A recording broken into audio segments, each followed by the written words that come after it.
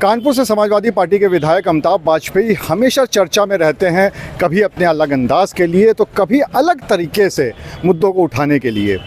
अभी विधानसभा सत्र में भी अमिताभ वाजपेयी शायर बनते हुए नजर आए। जब उनको बोलने का मौका दिया गया तो उन्होंने कानपुर के बहुत सारे मुद्दे तो उठाए, लेकिन उन्होंने बार बार शायरी भी पढ़ी और अलग अलग शेर के साथ में कानपुर की समस्याओं को जोड़ते हुए वहां से अपने संबोधन की शुरुआत करी। तो सबसे पहले तो हम आपको ये सुनाते हैं कि किस तरह से अमिताभ वाजपेयी शायर बन गए और फिर वहां पर उन्होंने क्या कहा। थोड़े में ज्यादा स्वाद, यही तो है इसकी खास बात। वाओ मम्मा, क्या स्वाद है। अरे मेरे राजा, बहुत सारे शेर पढ़ करके बजट भाषण की शुरुआत की गई, लेकिन हकीकत कुछ और है। सड़कों पर गड्ढे हैं, गलियों में अंधेरा है, फिर भी कहे शहर बन रहा सुनहरा है। कागजों में बाहरे, जमीन पर धूल, बताइए कैसा खिला विकास का ये फूल। हमारे नगर निगम जो शहरी विकास की सबसे बड़ी संस्था है का उद्देश्य शहरों में जीवन स्तर को बेहतर बनाना है। लोग गांव से शहर में रोजगार, शिक्षा और इलाज की उम्मीद लेकर आते हैं, लेकिन अगर हमारे शहरों की स्थिति को भी बदतर हो जाए तो शहर और गांव में कोई फर्क नहीं रह जाएगा। मैं कानपुर महानगर की आर नगर विधानसभा से आता हूं, इसलिए अपने अनुभव के आधार पर कुछ बातें नगर विकास संबंधित रखना चाहता हूं, क्योंकि जो योजनाएं हैं वो हमारे यहाँ चल रही हैं, उनको हम लोगों ने प्रत्यक्ष रूप से देखा है। नगर निगम कभी हाउस टैक्स लेता था और थोड़ा हाउस टैक्स लेकर के ज़्यादा काम करता था।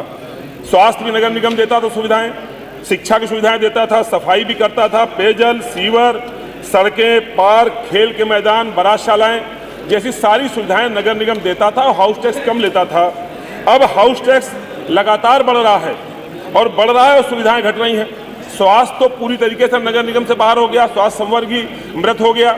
शिक्षा भी बेसिक तो पूरी तरह से बाहर हो गई, कुछ इंटर कॉलेज बचे हैं, बारातशालाओं के हाल भी बुरे हैं। तो इसलिए हम कह सकते हैं कि आपका हाउस टैक्स बढ़ा है और लेकिन सुविधाएं ज़्यादा पैसे में नगर निगम कम दे पा रहा है। पहले कम गृह कर में सुविधाएं ज़्यादा थी, अब बढ़े हुए गृह कर में भी बुनियादी सुविधाएं नहीं मिल पा रही हैं।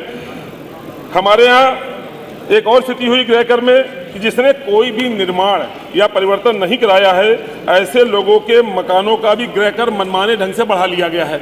जीआईएस सर्वे हुआ, जीआईएस सर्वे में बड़ी भारी खामियां थी, उसके आधार पर लोगों के गलत नोटिसेज आए हैं। और जो नया टैक्स लागू हुआ है, माननीय मंत्री जी, कोई भी टैक्स अगर लागू करना है तो आज की डेट से लागू होगा। ये बढ़ा हुआ हाउस टैक्स 2 साल पहले की डेट से वसूला जा रहा है, जो कि सरासर गलत है। और हमारे कानपुर में एक और ऐसा अवैध शुल्क लिया जा रहा है जो कहीं नहीं लिया जा रहा, अवैध नामांतरण शुल्क। हमारे यहाँ कानपुर में 1% नामांतरण शुल्क लिया जाता है, जो पूरे उत्तर प्रदेश में कहीं नहीं लिया जाता। इसलिए आज इस मौके का फायदा उठाते हुए आपसे मांग करते हैं कि इस अवैध शुल्क को भी कानपुर से समाप्त किया जाए। स्मार्ट सिटी के बारे में बहुत सारी बातें हुई। आपने 9,800 करोड़ रुपए लगा के स्मार्ट सिटी बनाने का दावा किया। सौभाग्य से मेरा जो क्षेत्र है वो भी स्मार्ट सिटी के क्षेत्र में आता है, एबीडी एरिया मेरा क्षेत्र है। मैं कह सकता हूँ कि स्मार्ट सिटी में जो योजनाएं बनाई गई वो जन उपयोगी नहीं बनाई गई। बड़े बड़े नाम, बड़े बड़े दावे, लेकिन किसी जनप्रतिनिधि की कोई राय ले ली गई। जो स्मार्ट सिटी की गाइडलाइन भी थी, उस गाइडलाइन के अंतर्गत भी काम नहीं किए गए। अधिकारियों ने अपनी मनमर्जी से जो चाहा, जैसे चाहा वैसे काम कर लिया। एक एडवाइजरी बोर्ड बनाया गया, उसकी मीटिंग बुलाई गई। हम लोग बड़े अच्छे मन से गए कि इसमें सुझाव दिए जाएंगे, तो हम लोग बताया गया कि आपको केवल बुलाया गया है प्रगति आख्या बताने के लिए, कुछ सुझाव लेने देने के लिए आपको नहीं बुलाया गया है। तो स्मार्ट सिटी में जो काम हुए हैं, बहुत सारे अनुपयोगी काम हुए हैं। एक हमारे यहाँ फूलबाग मैदान में एक पैदल पार पुल बना है 11 करोड़ रुपए का, और उससे आज तक एक भी आदमी पार नहीं गया। ऐसा अनुपयोगी काम हुआ है। एक चिल्ड्रन पार्क बना है जिसमें एक भी बच्चा खेलने नहीं गया। एक कन्वेंशन सेंटर बन रहा है जो कई साल से बन रहा है, आज तक पूरा नहीं हुआ। बहुत सारे ऐतिहासिक भवन हैं जिनमें गुंजाइश थी उनको ठीक करने की, उनका रिनोवेशन करने की। ऐतिहासिक और पुरातत्व महल की बिल्डिंगें थी, जैसे लाल इमली थी, हमारे यहाँ कोतवाली की बिल्डिंग थी, बाल भवन था। इन पर बाहरी फसाद लाइट लगा के उन पर रोशन तो किया गया और बिल्डिंगें अंदर से चू रही हैं। इसलिए मैं कह रहा हूँ गैर जरूरी काम तो किए गए और जो आवश्यक काम थे वो नहीं किए गए। करोड़ों खर्च करने के बाद भी जनता के जीवन स्तर में कोई बदलाव नहीं आया है। 5,000 करोड़ रुपए आपने फिर लिए स्मार्ट सिटी में। मुझे लगता है ये भी धन की बर्बादी होने जा रही है, इससे कोई अंतर नहीं पड़ने जा रहा, क्योंकि स्मार्ट सिटी का बड़ा बजट भ्रष्टाचार की भेंट चढ़ गया है। नमामि गंगे योजना निश्चित रूप से एक अच्छी योजना थी, अगर गंगा प्रदूषण कंट्रोल हो जाता तो। हमारे यहाँ नमामि गंगे में सीवेज और ड्रेनेज को अलग अलग करने का काम किया गया। सीवेज रिहेबिलिटेशन प्रोग्राम चला, नई लाइनें डाली गई, लेकिन हम कह सकते हैं कि सीवेज और ड्रेनेज हम कहीं अलग नहीं कर पाए हैं। आज भी शहरों के बीच में मैला नालियों में बह रहा है, इसलिए इस पर सही ढंग से सकारात्मक काम करने की आवश्यकता है। मैं आलोचनाएं नहीं कर रहा हूं मंत्री जी, मैं आपको सूचनाएं दे रहा हूं, सुझाव दे रहा हूं। हमारे शीशा मोड़ नाले का उत्प्रवाह रोका गया, उसको डाइवर्ट करके एसटीपी ले जा रहे हैं, और कई साल हो गए माननीय प्रधानमंत्री जी, मुख्यमंत्री जी, इनका महत्वाकांक्षी परियोजना थी और पूरी करी गई। लेकिन आज भी जब शीशा मोड़ नाले को पंप किया जाता है तो सिविल लाइन्स एरिया में सीवर के ढक्कन फाड़ करके पानी ऊपर निकल के आता है, और रोज सड़कों पर सिविल लाइन्स हमारा आज सीवर लाइन्स हो गया, क्योंकि शीशा मोड़ नाले का डाइवर्जन किया गया वो सही ढंग से नहीं किया गया, और गंगा प्रदूषण नियंत्रण इकाई की इसमें भारी कमी है।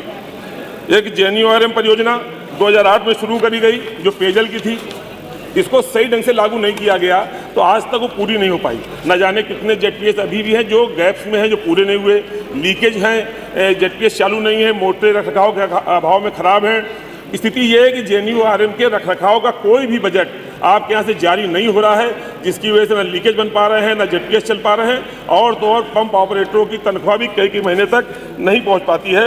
इसलिए आपसे अनुरोध करेंगे कि JNURM को भी बजट आवंटित करके इसको सुचारू रूप से रखने चलाया जाए, और JNURM जो परियोजनाएं पूरी हो गई हैं उनको नगर निगम हैंडओवर तो ले ले। अगर नगर निगम हैंडओवर ले लेगा तो आगे उसका मेंटेनेंस होता रहेगा। हम सीवर टैक्स नगर निगम ले रहा है, जल टैक्स नगर निगम ले रहा है, और JNURM परियोजना जल निगम चला रहा है, इससे भी परेशानी आ रही है। 15वां वित्त आयोग का बजट आपके द्वारा दिया जाता है, 15वां वित्त आयोग का सही इस्तेमाल नहीं हो रहा। पहले कमेटी होती थी कमिश्नर की अध्यक्षता में, सारे जनप्रतिनिधियों से राय ले लेती थी, अब वो कमेटी आपने कर दी मेयर की अध्यक्षता में। मेयर आपके हैं ठीक है, लेकिन वो आपके भी जनप्रतिनिधियों की राय नहीं लेते हैं, अपनी मनमर्जी से तानाशाहीपूर्ण ढंग से 15वें वित्त आयोग का जो बजट होता है उसकी बंदरबाट करते हैं। इसलिए हम चाहते हैं, अनुरोध है कि ये जरूरी किया जाए कि सारे जनप्रतिनिधियों की राय जल 15वां वित्त आयोग के बजट के उसके पहले दिया जाए। आपने पहले एयर पॉल्यूशन कंट्रोल के लिए और सॉलिड वेस्ट मैनेजमेंट के लिए भी धन आवंटित किया, और बड़ा धन आवंटित किया, पर हम कह सकते हैं उसका सदुपयोग अगर हो जाता तो निश्चित रूप से फर्क पड़ता। आप दिखवा लीजिए कि जो पैसा आपने एयर पॉल्यूशन कंट्रोल और सॉलिड वेस्ट मैनेजमेंट के लिए दिया था उसको ठीक ढंग से वो हुआ कि नहीं हुआ। दो बातें होते हैं, एक ठेला पटरी रेहड़ी दुकानदारों का महत्वपूर्ण विषय है जो हमारे नगर निगम क्षेत्र में आते हैं। हमारे पास फेरी नीति है, पर फेरी नीति का हम लोग क्रियान्वयन नहीं कर रहे हैं, इसलिए जब तक बुलडोजर चला करके हम कभी भी इनकी रोजी रोटी और सम्मान स्वाभिमान को घटाने का काम करते हैं। सबसे महत्वपूर्ण बात, सफाई कर्मचारी हमारी रीढ़ हैं, आप भी मानते हैं, हम भी मानते हैं, पर एक ही काम के 4 वेतन है मानवर। नियमित सफाई कर्मचारी के वेतन अलग है, संविदा वाले का अलग है, आउटसोर्सिंग में भी 2 प्रकार के वेतन है। माननीय सदस्य सूक्ष्म कर लीजिए, क्योंकि कई सारे स्पीकर आपके हमारे टाइम में जा रहे थे नहीं, लेकिन कई सारी लिस्ट में है, तो 1 मिनट में कर लीजिए आप। हम चाहते हैं कि एक काम का एक समान वेतन किया जाए, और जहां सफाई कर्मचारियों की कमी है वहाँ नई भर्ती करी जाए और मशीनें बढ़ाई जाएं। 1 डे गवर्नेंस की बात तो आपने करी है, लेकिन हकीकत में जन्म मृत्यु प्रमाण बनवाना आज तारीख में भ्रष्टाचार, लेट लतीफी और दलाली का काम है। अभी आपने CM ग्रिड फंड भी जारी किया है, उसमें भी जनप्रतिनिधियों की राय नहीं ली गई। हम लोग विधानसभा में रोड बनने जा रही है, हम स्वागत करते हैं, लेकिन हम लोगों की राय से नहीं बन रही है, इसलिए हम चाहते हैं कि जनप्रतिनिधियों की भी राय ली जाए। आपकी नीयत अच्छी हो सकती है, आपकी योजनाएं अच्छी हैं, लेकिन मौके पे क्रियान्वयन अच्छा नहीं हो पा रहा है। इसमें आप हम सब लोगों का सहयोग लेकर के यदि अच्छे से क्रियान्वयन कराएंगे, हमें मालूम है कि 22,272 करोड़ का जो बजट आपने लिया है इसको आप खर्च कर लेंगे। पिछला भी आपका रिकॉर्ड खर्च करने का अच्छा है, पर क्रियान्वयन अच्छा नहीं है। इसलिए हम आपसे अनुरोध करेंगे कि आप इसका क्रियान्वयन शुद्ध पेयजल, सफाई, सीवरेज, कूड़ा निस्तारण, मार्ग प्रकाश जैसी मूलभूत सुविधाओं में करने का काम करें। एक और रिक्त पद जो भी कर्मचारी रिक्त पद हैं उनमें भर्ती करावें।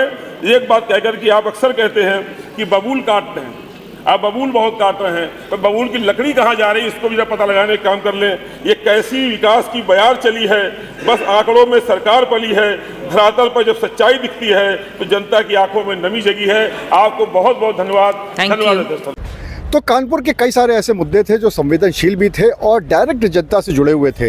इनको तो अमिताभ वाजपेयी ने उठाया ही, साथ ही साथ जिस तरह से शेरो शायरी करके उठाया उसको लोगों में बहुत ज़्यादा पसंद किया जा रहा है। यहाँ तक कि जो उन्होंने अपने संबोधन को विराम दिया उसको भी शेर के साथ में दिया। अब देखने वाली बात ये होगी कि विधानसभा में मुद्दों को तो उठा लिया गया है, लेकिन क्या वाकई में इनका समाधान निकल पाता है? अनुराग अग्रवाल, TV9 कानपुर। थोड़े में ज्यादा स्वाद ये तो है इसकी खास बात। वाओ मम्मा, क्या स्वाद है। अरे मेरे राजा, सबका राजा आरती और मसाला।